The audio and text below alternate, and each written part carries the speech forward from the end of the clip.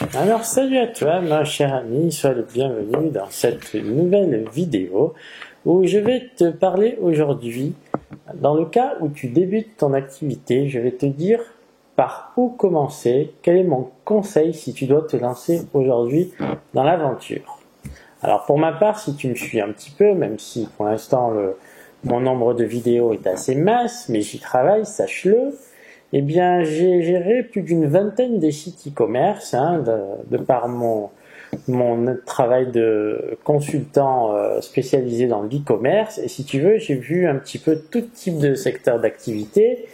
Et globalement, j'ai envie de te dire que quand les gens se sont lancés de façon traditionnelle, ça a mis bien plus de temps, je dois l'avouer, ça a mis bien plus de temps que d'emprunter des voies un peu différentes. Et aujourd'hui, je vais vraiment te donner un conseil qui a son pesant d'or, c'est que si tu dois te lancer dans cette fabuleuse et vraiment intéressante activité qu'est le commerce en ligne, eh bien, tu devrais dans un premier temps, non pas lancer ton site e-commerce, ton propre site, mais plutôt commencer sur la place de marché. Et lorsqu'on parle de place de marché, forcément, il y en a une qui ressort, et je te le donne en mille, c'est Amazon. Alors voilà, je t'ai préparé, là tu vois, j'ai des petites choses à te dire là concernant Amazon. Donc déjà, il faut savoir une chose qui est très importante, c'est que lorsqu'un visiteur arrive sur Amazon, son potentiel d'achat est 10 fois supérieur à celui de Google. Voilà, il faut le savoir. Pourquoi? Parce qu'Amazon est avant tout un site marchand. Et qui dit site marchand dit que, comme on dit, ça se dit de plus en plus, les visiteurs arrivent carte bleue en main, prêts à dégainer. Et ça fait toute la différence. Je voudrais te parler aussi d'une autre chose, c'est que quand tu lances ton commerce en ligne de façon traditionnelle, eh bien au début, tu n'as pas de trafic. Et ça, c'est un vrai problème. C'est-à-dire qu'il va falloir que tu donnes et que tu dépenses beaucoup d'énergie pour commencer à drainer ton propre trafic et ça peut prendre plusieurs mois. Alors je ne te dis pas de ne pas le faire parce que moi, si tu veux, ma stratégie, on va dire ma vision long-termiste, alors ça dépend ce que tu comptes faire avec ton activité, mais si tu es sur un marché de niche, pourquoi pas, sauf si ça cartonne sur un marketplace et que tu as envie de te consacrer uniquement à ça, chose qui serait un très bon choix, eh bien, il faut être multicanal, c'est-à-dire que pourquoi pas aussi avoir ton site, pourquoi pas plus tard avoir une présence sur eBay. Mais dans un premier temps, je te conseille vraiment de t'intéresser de près à Amazon et je vais te donner quelques chiffres qui sont très parlants et vraiment qui sont réels. Donc si tu veux, notamment, il faut savoir que si sur Amazon, tu as une fiche produit qui est correctement positionnée, tu vas avoir, tiens-toi bien, un taux de transformation de 25%. À savoir que tu rejoins le taux de transformation d'une boutique physique. Tu sais que dans une boutique physique, en moyenne, le taux de transformation est autour des 30%.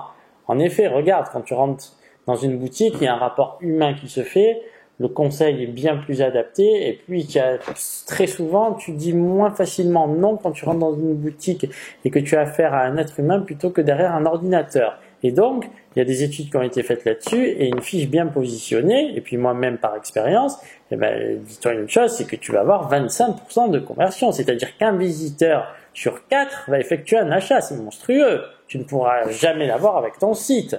Ton site, tu seras autour, si tu exploses et tu es très fort, tu auras un 4% de taux de conversion, mais globalement, tu vas te situer entre 1 et 2,5%, et donc du coup, imagine le travail qu'il faut effectuer. Si tu veux, je pense que tu ne pourras jamais obtenir les mêmes résultats. Alors en plus de ça, il faut savoir une chose, c'est que la totalité des visites sur les sites marchands en France pour l'année en cours, c'est autour de 34 millions de visiteurs uniques mensuels. Eh bien, tiens-toi bien, Amazon arrive à choper 62% de ce trafic. Imagine un peu ce que ça représente en termes de visiteurs, notamment sur le mobile. Amazon, chaque mois, récupère 7,5 millions de visiteurs uniques, c'est-à-dire qu'ils ont l'application Amazon et qui font des achats. Alors si toi tu te places là-dedans, tu vas tirer ton épingle du jeu, forcément, mon cher ami, et je te garantis que le faire, c'est vraiment pas une mauvaise idée. Je sais pas si tu connais un petit peu Amazon et l'offre premium. Eh bien, Amazon Premium, qu'est-ce que c'est? Tout simplement, c'est une offre qui te permet, via un abonnement, de recevoir tes produits avec des frais de livraison offerts. Eh bien, est-ce que tu sais en France combien il y a de clients Amazon Premium? 2,5 millions de personnes, 2,5 millions de Français utilisent le service Amazon Premium. C'est colossal.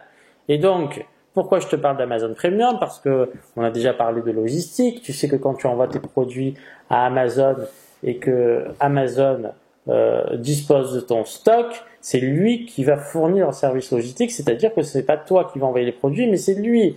Et chose vraiment très intéressante, c'est que ça va passer soit par Chronopost, soit par UPS, soit par TNT. Tu ne pourras jamais rivaliser avec ça. Avec ton petit site e-commerce, tu ne pourras jamais te permettre d'envoyer tes colis avec Chronopost à moins de faire des volumes monstrueux, chose que je te souhaite, mais tu en es très loin. Je pense que c'est impossible. Tu sais qu'un envoi de qualité avec un transporteur plus ou moins fiable, bon, il y a toujours des déboires, mais ça va te coûter autour de 25-30 €. Renseigne-toi, va à la poste, demande combien coûte une livraison Chronopost. C'est horriblement cher. Donc voilà. Et puis alors, si tu veux, tout trafic confondu, ben, on va dire que Amazon, il chope à peu près 20 millions de visiteurs uniques mensuels pour la France. C'est-à-dire qu'après, je t'en ai déjà parlé, mais si tu es assez malin et que tu es travailleur, tu vas pouvoir développer ton offre en Europe.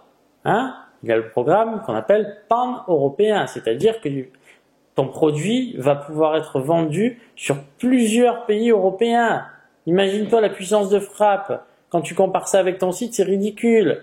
Moi, si tu veux, j'ai déjà envoyé des produits dans plusieurs pays, j'aurais jamais pu le faire avec mon site. C'est complètement impossible. Imagine ce que tu devrais faire.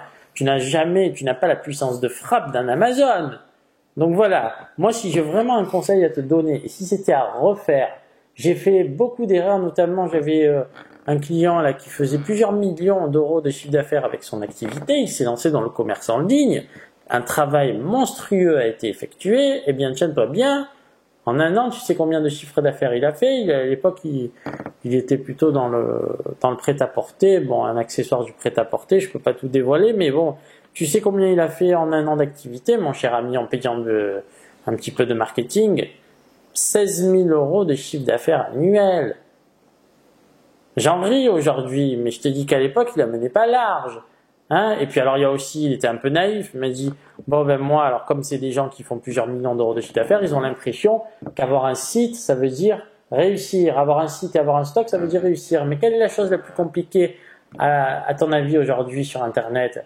C'est pas d'avoir des produits, c'est de vendre. C'est ça le critère numéro 1. C'est d'arriver à vendre. Comment tu vas faire pour vendre tes produits? Est-ce que en lançant ton site, même si tu as quand même une notoriété puisque tu distribues tes produits depuis plusieurs années, forcément tu as des visiteurs, tu as des gens qui vont venir d'eux-mêmes sur le site pour effectuer des achats. Mais c'est loin d'être suffisant, preuve en est. On avait à peu près plus de 2000 références. Imagine-toi stocker 2000 références. Imagine l'entrepôt qu'il faut avoir. Et pour faire 16 000 € de chiffre d'affaires, immobiliser un stock, etc., etc., c'est juste impensable. Voilà. Et donc, combien de clients j'ai eu comme ça qui ont démarré un petit peu, ça a été très souvent assez compliqué de se lancer. Pourquoi? Parce que ils pensaient qu'avoir leur stock et avoir leur clientèle, c'était suffisant pour développer leur chiffre d'affaires. Alors, on a obtenu parfois de très bons résultats, des 300, 400, 500 000 € de chiffre d'affaires annuel, c'est quand même très honorable pour des sites. En revanche, si tu démarres, pour après à un moment donné, avoir un peu mis de côté, je t'en reparlerai plus tard, mais avoir mis de côté complètement cette activité, parce que je me rendais compte au bout d'un moment que je créais pas quelque chose de pérenne, et donc ça fera l'objet d'une autre leçon. Mais si tu veux, moi pour avoir lancé mes propres sites, alors à l'époque je le faisais un peu comme ça en hobby, ça n'a jamais vraiment décollé. Mais si tu veux, eh bien j'ai jamais utilisé cette stratégie. La stratégie que j'utilisais, c'était ce que tout le monde fait. Je crée mon site e-commerce avec mon petit PrestaShop. Et puis voilà, j'attends que les ventes démarrent. Tu peux attendre très longtemps parce qu'il y a très peu de gens qui vont venir sur ton site. Réfléchis un peu au coût d'acquisition. Si tu as un peu fait du Google AdWords, eh bien tu as intérêt à bien mesurer tes chiffres parce qu'à 20 centimes le clic, tu n'es même pas sûr que les gens veulent acheter le produit.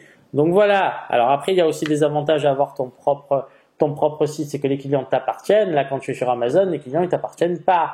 Alors il y a des moyens de les détourner, ces clients. mais globalement, par exemple, quand tu as une commande, ben, tu as même pas l'email du client. En fait, son email, c'est une adresse avec plein de numéros de chiffres de caractères spéciaux, @amazon.fr. C'est fait exprès pour que tu ne puisses jamais communiquer directement avec le client. Amazon récupère et s'accapare le client. En revanche, le gros avantage, c'est qu'il te fournit une puissance de frappe que tu n'auras jamais avec ton propre site internet. Donc, mon conseil, vraiment, si tu dois te lancer dans l'activité en ligne, inscris-toi sur Amazon, crée un compte professionnel, tu vas voir qu'il va se passer du temps parce que parfois au point près, on peut te refuser l'inscription et une fois que tu as fait ça, commence même petit. Alors, je t'ai souvent dit de commencer avec 5 000 €. Si tu as moins, c'est pas une raison pour pas commencer, hein. Si tu as peut-être 500 ou 600 € à mettre dans un premier temps pour tester, ben fais-le quand même et puis tu verras bien.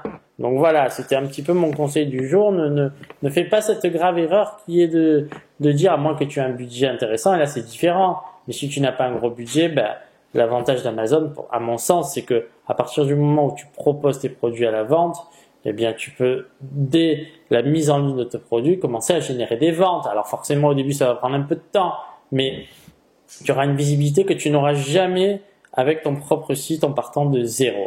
Voilà, c'est ce que je voulais te dire aujourd'hui. Donc, essaie de réfléchir un petit peu à ça. Alors, forcément, tu vas trouver encore une fois, hein, tout et son contraire. Il y a des gens qui vont te dire, oh là là, il faut fuir Amazon, etc., etc. Mais il y a beaucoup de gens qui se plaignent. Les gens qui se plaignent, en général, c'est ceux qui n'ont pas réussi. Voilà, je te le dis, les gens qui sont contents, en général, ben, si tu veux être entrepreneur, c'est être enthousiaste. C'est-à-dire qu'il faut que tu aies tout le temps le sourire, même si tu te prends une grosse banane, ça fait mal, mais eh bien voilà, je me suis pris une banane. Eh bien, il faut pas trembler, mon cher ami. C'est le business. Il y a des hauts, il y a des bas, il y a rien qui est acquis. On en a déjà parlé là aussi. C'est un peu plus du développement personnel, mais globalement, si tu veux être présent sur une marketplace comme Amazon, qui est vraiment le leader incontestable en France et même dans le monde, bon ben voilà, ça serait dommage de t'en priver, hein. Allez, je te laisse cogiter là-dessus, puis je te dis à bientôt pour une nouvelle vidéo. Et puis surtout, très important, arrête de trop réfléchir. Ne commence pas à chercher toutes les informations ici et là, sinon dans un an, tu es encore là à réfléchir. Et le temps passe très vite, cher ami, hein. Moi, je le vois suffisamment. Bon, je suis pas encore un vieux, mais j'ai plus de la trentaine. Eh bien, mes 20 ans, ils étaient hier. Petite parenthèse, j'aime bien souvent en aparté faire des parenthèses. Eh bien, quand Jacques-Antoine Grandjean, là, le PDG de Vente Privée, disait qu'il fallait commencer très tôt les affaires, il a complètement raison. Même à 15 ans, lance-toi. Hein, on n'en a rien à foutre. Le plus tôt tu te lances, au plus tôt tu réussiras. Et ça, c'est très important. Moi, j'ai un peu appris ça sur le tard. Bon, ben, moi, je viens de parents qui n'ont jamais été entrepreneurs. Donc, dans la famille, on parlait jamais business, etc., etc. Et je regrette. Alors, moi, aujourd'hui, à mes enfants, je vais leur dire, eh bien, lancez-vous jeune. S'il y a 13-14 ans une idée, faites-le. Et je les pousserai. Et donc, toi, sois pareil. Dès maintenant, inscris-toi sur Amazon. N'attends pas. Et commence à, tu vas voir. Tu mets un pied en avant. Voilà. Pour avancer, pour apprendre à marcher, il faut commencer à faire le premier pas. Et bien, dans le business, c'est pareil. Fais-le dès maintenant. Allez, on y va. Et je crois en toi. Tu peux y arriver. Il faut juste que tu aies cette volonté d'avancer. Allez. Sois motivé. Et je te dis à bientôt. Je te prépare une nouvelle vidéo.